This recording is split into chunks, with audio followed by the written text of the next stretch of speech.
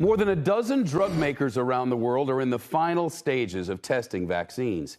Here in the U.S., we've heard a lot about Pfizer, Moderna, AstraZeneca, Johnson & Johnson, right? But the feds have been keeping an eye on all of them. Rather than going all in on one of them, they're investing in a handful of companies to see which will be able to deliver doses to Americans first.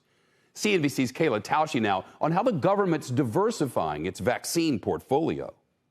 Under Operation Warp Speed, the federal government will invest in manufacturing all of the top vaccine candidates before they're approved. In 6 months, Operation Warp Speed has supercharged U.S. vaccine development, narrowing the field from more than 100 under development to 14 promising candidates to 8 small-scale trials, now half a dozen expected to be authorized for use among American adults. The motion is adopted.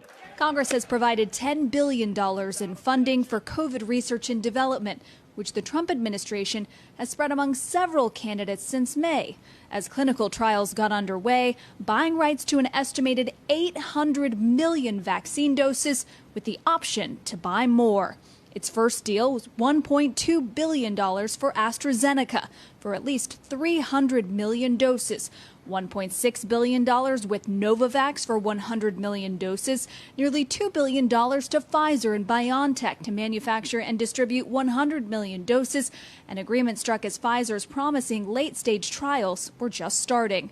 Another $2 billion to European giants Sanofi and GlaxoSmithKline for another 100 million doses, $1 billion to Johnson & Johnson, and $1.5 billion to Moderna for 100 million doses and the option to acquire more. 1 week ago, the White House doubled its Moderna purchase to 200 million doses total. HHS's Operation Warp Speed diffused its funding as a way to hedge its bets. We've selected a portfolio of 6 vaccines using 3 different platform technologies, and we elected to have 2 vaccines from each platform technology. Officials say they didn't know which technology was going to be the most effective. After all, the earliest and highest dose deal was with AstraZeneca, which won't be to market until February at the very soonest. Same for Johnson & Johnson.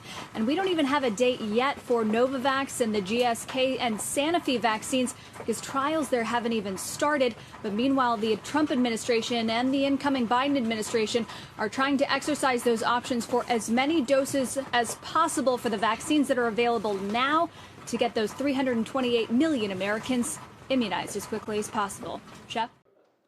Shepard Smith here. Thanks for watching CNBC on YouTube.